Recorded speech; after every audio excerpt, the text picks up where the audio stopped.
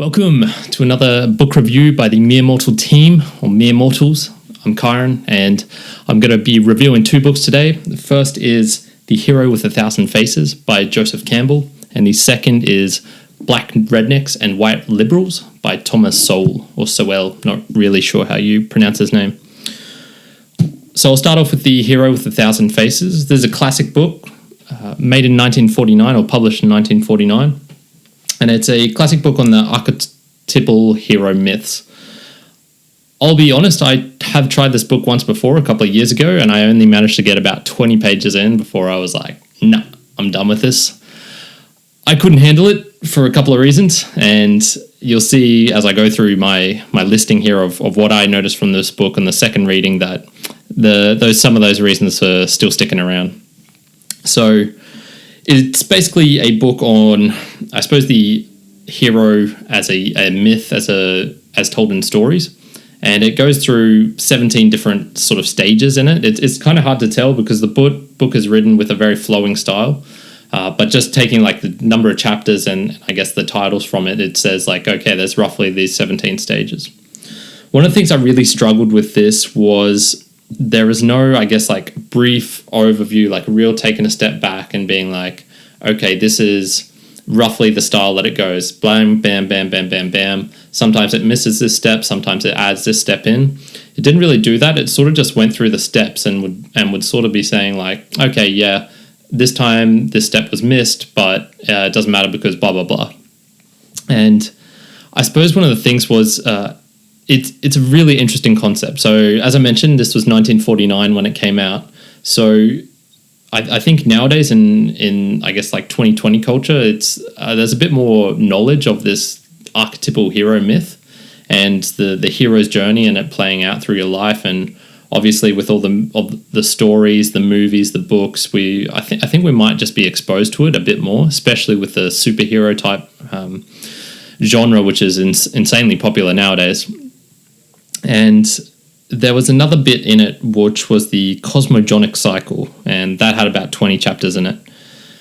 I also, gotta be honest, I don't think I even read this bit. I probably got only about halfway through the book, 2/3 of the way through before I just had to give up once again. But I did manage to progress further than last time, so that's a win for me. The basic theme of the book is of the hero, the archetypal hero. What is it that makes up a hero? And I guess like trying to condense the essence of what is a hero. So one of the things I really enjoyed in the book was the small tales, like the related tales that he'd go through in the chapters. And so he'd start, I guess, with telling of the Illumina Mish or whatever, like just random stuff from Egyptian, from Babylonian, from name a time, and he'd grab a story from there. The Aboriginal myths from Australia, a lot of the native Indians from the Americas. And it was really interesting reading those stories. I enjoyed them. But the problem was he would only take like a snippet of the story and then use that as the example for that chapter. So there was these parts where I'd be reading the story. I'm like, okay, I'm getting into this. It's kind of cool. Like there's a dream serpent and it's telling all the people, blah, blah, blah. And then it would just completely cut off to something different. And I really struggled with that because I was like, damn, I want to know more about this story. Like, tell me the story, not I guess, like the hero myth. The other thing I struggled with in the book was it didn't have the flowing style, the real analytical type of, okay, this is a hero. These are the steps, bam, bam, bam, like in a nice, neat table that my engineering mind could understand. And this is what constitutes a hero. You can see it in this story here, bang, bang, bang, bang, bang. You can see it in this story over here, but it misses out this step and bang, bang, bang. So it left like a bit to be, for me, I just felt like it didn't hit the essence of what I was looking for in this book. I will say after reading this, I went online to look a bit about Joseph Campbell himself, who I think died in 2000s. And there's a couple of radio interviews with him and you can see some stuff of YouTube on him. And I found that way more fascinating than his actual wording in this book. And it could just be the wording. I think maybe if I read the audio version of this, I would have like a different experience because maybe the way the way it's written is very flowing and flowery, but it's not, I guess, straight to the point. It's not, this is a hero and I'm going to list a bunch of things. When I imagine that sort of book, I'm thinking more along the lines of the 48 Laws of Power by Robert Greene. So if you've ever read that book, it is very methodical. It has stories in it along the sides, illustrating the point of the law, whatever it is. But it's very methodical, and it's I guess it doesn't add in those extra flowery stuff, the woo woo, I guess. And I've gotten over with this a bit in a couple of the other books I've been reading, such as Mindfulness, the meditation one, and a couple of the other books that I was reading. And I hate badgering on about that issue, but as soon as I read that stuff, it just does not resonate with me, and I find it really hard to understand and appreciate the book for what it is. So a couple of other observations. The prologue is 32 pages, and that is what put me off last time. So I read through it this time. I didn't understand it, but I still persevered, and so I guess I got more into the meat of the book than I did the previous time. A lot of the times in the book, there would be images. So, for example, here, this is the Selenian Maenads from Hellenic Sicily, 500 to 450 BC. And it might have something sort of to do with the tale that's being told, but not a whole lot. And there's a bunch of times where you'll just see a sculpture or a photo or whatnot, and it doesn't directly relate to what is being talked about. Maybe a story just before, maybe just after, maybe from the same time period, but it doesn't hit, I guess, that point where it's just easy to understand. So a couple of things. I'll just read this out now because I won't do it justice if I just badger on about things I didn't like. These are the things that I would find fascinating if they were just written in more of a Robert Greene style. So he's got the hero's journey here. Starts off with a call to adventure, the helper. So that's the person who helps the hero get into their story, I guess. From there, it's got like the threshold crossing, brother battle, dragon battle, dismemberment, crucifixion, abduction, night sea journey, wonder journey, whale's belly. The tests that they experience, which would be in those sort of things. More helpers, so a sacred marriage, father atonement, apotheosis, and elixir theft. Flight, and then the elixir, which is the return, resurrection, rescue, threshold, struggle. These are all things I find interesting and would like to know more about and discussed in more detail, but this is not the book for me. And so something about it just did not resonate with me. The other thing which really set off my bullshit detector was the dreams. So he was influenced a lot by Carl Jung and Freud. And I guess like this was during the time when there was a lot of interest in dreams and the power that they hold over the memory and how they affect our inner lives, and it's showing the psyche and the ego and blah, blah, blah, blah, blah. And so he's got some examples of dreams in the story.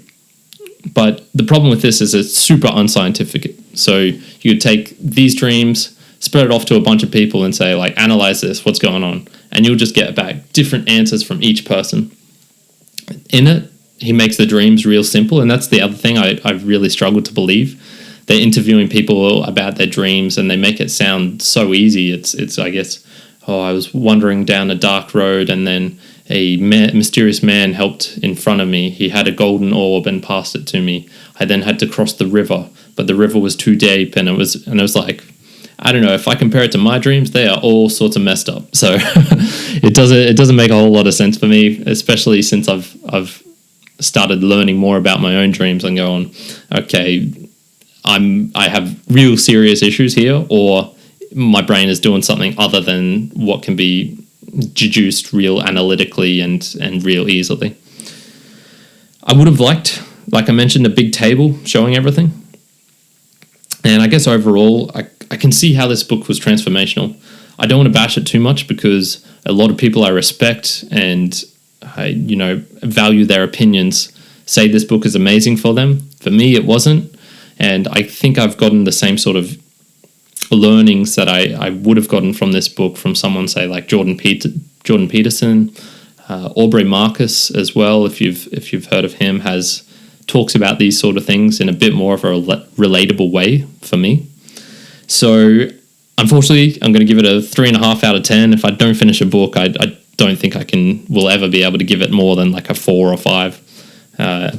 And this one was slightly better than the other book I did not finish, which was Mindfulness by Joseph Goldstein. So Joseph Campbell, The Hero with 1,000 Faces, for me, not so great, but I can see how it would be. Next one I've got here is Black Rednecks and White Liberals by Thomas Sowell. This was written in 2005, and it's 6 essays on some relating but different topics. These are the influence, I guess, like the mixing of redneck and black culture and how they sort of influenced each other, more the rednecks influencing the black culture.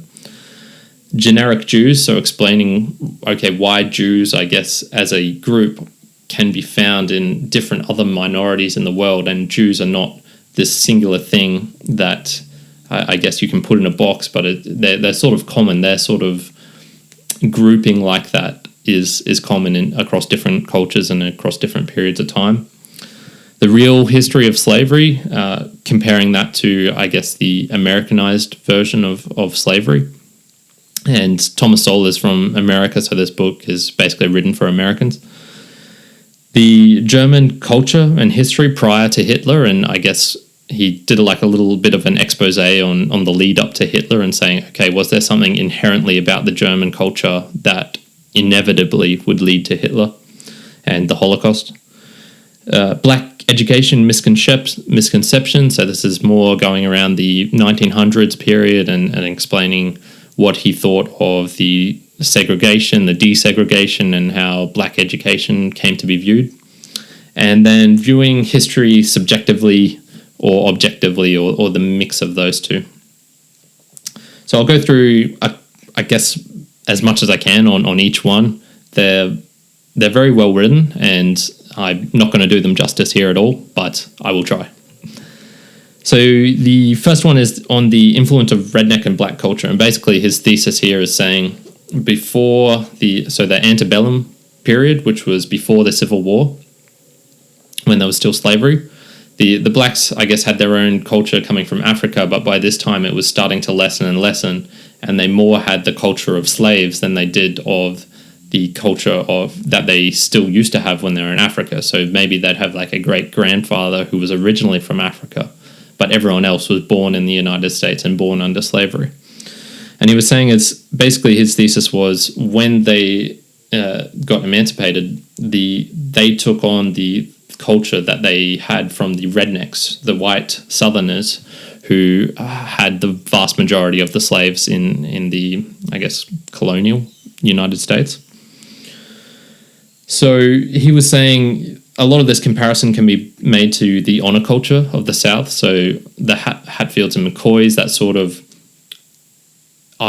taking personal justice into your own hands. So if you've been insulted or slighted, it's in your right to go and have a duel.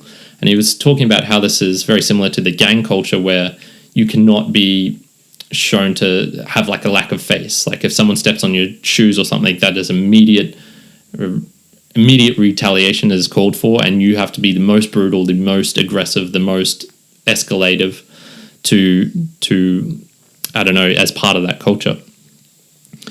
He was saying he traced it back to the English borderlands. So a lot of the white Southerners who had this honour culture was sort of from the Scottish area in between England and Scotland. And a lot of their culture was the white Southerner culture that the blacks subsequently took over when they became emancipated. The other interesting thing that I got from this book, and I got a couple of interesting facts, was the lynching of whites was actually much higher than I thought. I assumed it was predominantly a thing against blacks, which it was, but it was 75%. So 25% of the people who got lynched were whites, and there was about 4,000 in total. So that would have meant about 1,000 of the people who got lynched were white people. So that was pretty interesting. I never knew that. Another bit, so this is onto the Jews now. He was basically saying the middleman minorities could create this role for themselves where it was the hostility was based on an economic role. So these sorts of people would come into a country or to a culture and they would act as the middleman between suppliers and the consumers of a product. And usually this would be in this sort of form of banking, but could also be in the form of products and for example, like setting up small stores, setting up cloth and textile sort of factories and buying it from someone and passing on it to someone else. And he was saying a lot of these people would get these cultural backlashes because it seemed like they're not adding value, because there's the product, it's here, someone else needs it, and they should just give it to each other. There shouldn't be this middleman taking it and creating like a little bit of profit for themselves and passing it on. Whereas that middleman in reality is essential, because how's this person going to meet this other person and trade? He had a number of examples of these. So he said the Chinese in Southeast Asia, the Lebanese in West Africa, Indians in South Africa, and Koreans in the USA. And he was basically saying, yeah, essentially it's the economic role they're playing, and it's not based on the race, culture, religion, or nationality that the middlemen Jews had. So I found that an interesting concept. I never really thought of that before. Slavery is basically saying slavery was a worldwide problem and not just in the US. I think most people would recognize that as true, and this could just be a part of the essays directed towards Americans, because maybe they're sort of ignorant of this, because their own culture of history of slavery is so talked about in their own culture that they didn't realize, like, okay, everyone was taking everyone else slaves back in the 1500s, thousands, BC era. And I suppose he was saying it took like a long time to demolish it, and it was more about the institute of slavery than the actual views. And I think you could probably see this in modern times as well, perhaps relating it to drugs in the form of psychedelics. I think I'm wondering how many people would actually care that much about it, and it's more just like this whole institution that's built up around, okay, these are drugs, so you can't take them. Something like that. I'm going to skip the black education misconceptions. I personally didn't find that super interesting and intriguing. He talked a bit about how the system should have been run, and to be honest, education is just something I need to take a huge step back with and just say, like, okay, that could be true, but I don't know. I need to do a whole lot of research. About the German culture, he was basically saying, like, not everything about it led up to the Nazis and Hitler. He had plenty of examples of Germans in Australia who followed the Nazi regime, but they like quickly learned, like, oh, okay, this isn't actually what we're talking about, or they were full-blown Nazis, but they didn't try and institute the same sort of practices. And he goes through a whole lot of talking about it, and it's interesting, but yeah, not particularly like my expertise as well. And I think when you're talking about the Holocaust, you really should have like a huge book on it, getting into detail. I won't go into the history subjectively either. That was interesting, but yeah, not worth talking about for me for now. So a couple of final observations. America, the name America was coined by a German. I never knew that. So it was based on a Italian explorer, and it was named by a German who was one of the first people to create a map of America. So I found that quite interesting. It was very well researched and reasoned in the book. He was super solid with his points and was going bam, bam, bam, just trying to eliminate any argument that could come from the other side. Summaries are huge and reflect this attempt to prevent the attacks. And he had a lot of early noting of victim blaming. He called it blaming the victim, and political correctness, which I found super interesting that it was back in 2005 as well. Overall, very interesting. It was a bit of a slog sometimes, but quite good. And I'm going to give it a solid 7 out of 10. That's it for now. Peace.